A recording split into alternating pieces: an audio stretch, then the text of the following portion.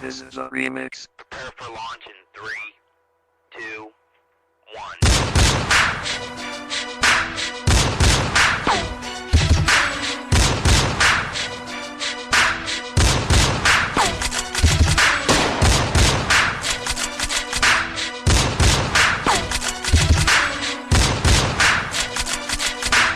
This is a remix. Prepare for launch in 3, 2, 1.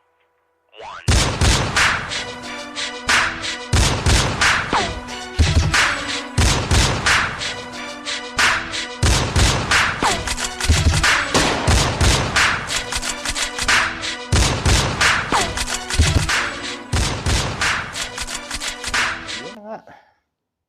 Natin pong abangan yung mga laro ng ating Team Pilipinas, ang Strong Group Athletic na naglalaro ngayon sa Dubai. Actually, sila po ay naka-winning streak na, 6 wins, 0 losses.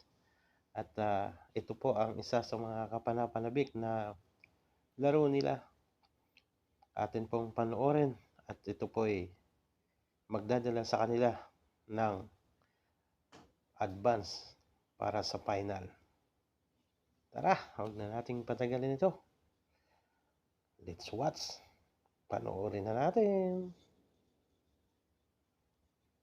For Dwight Howard, 2020 stats para sa former NBA superstar. May na-bad trip kay Dwight mga idol, masama ang tingin. May na-frustrate na kalaban sa lakas ng Strong Group. Semi-finals na sa pagitan ng Strong Group PH at ang nakalaban na nila at tinalo sa group stage ang Sports Club Beirut. Buwan naman ng puntos para sa ating kupunan mga idol, nagmula kay Dwight Howard, follow-up, layup. Tapos sumagot ang naturalized player ng Jordan na si Dart Tucker, 7 straight points.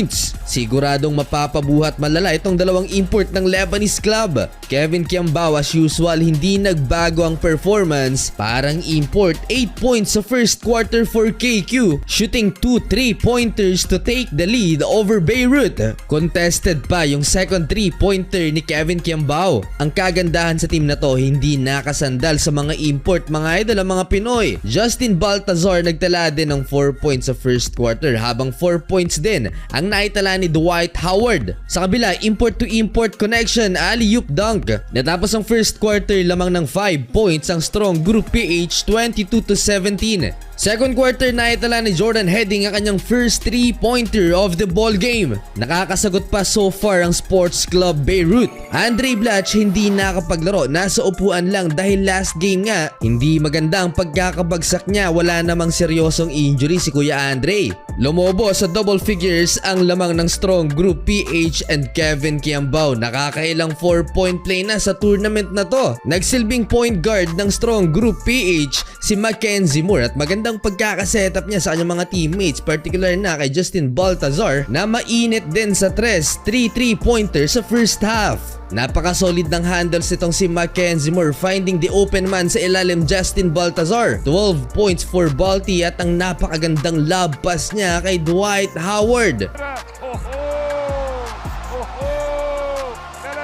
Last 2 minutes, another one for Kevin Kiambao, floater. 14 points for KQ sa first half. Isa na namang napakagandang setup mula kay Mackenzie Moore, 3-pointer ni Justin Baltazar at dito na nagsigawan ng uwian na mga Pinoy fans. Ano ba naman kasi mga idol, umabot ng 21 points ang biggest lead ng Strong Group PH sa Lebanese club.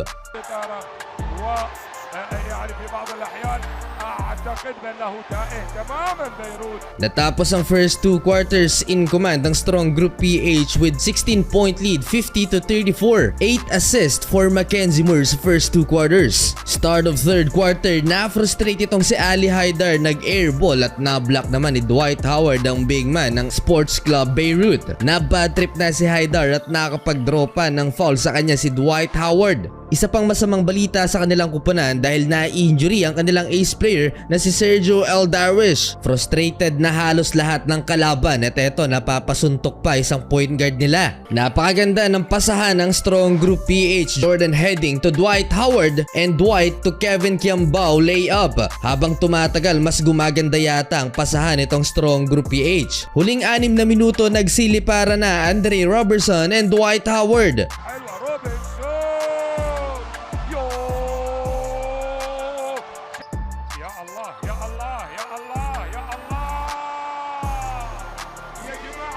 hindi na makabawi ang kalaban si Dart Tucker, niyakap na si Dwight Howard. Dahil tambak ang kalaban, mukhang may inaantok na ng mga Pinoy fans sa arena. JD kagulangan, driving layup at parang suko na rin ang coach ng Lebanese club. Solid defense by Andre Robertson and Dwight Howard. Natapos ang third quarter 73-49, 24 points ang lamang ng strong group PH.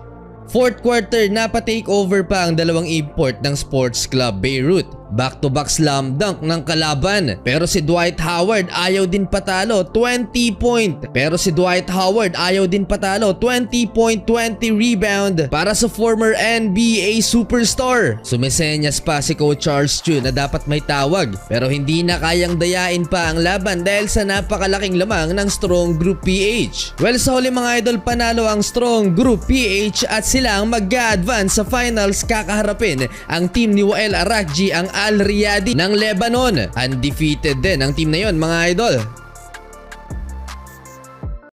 Bye! Bye.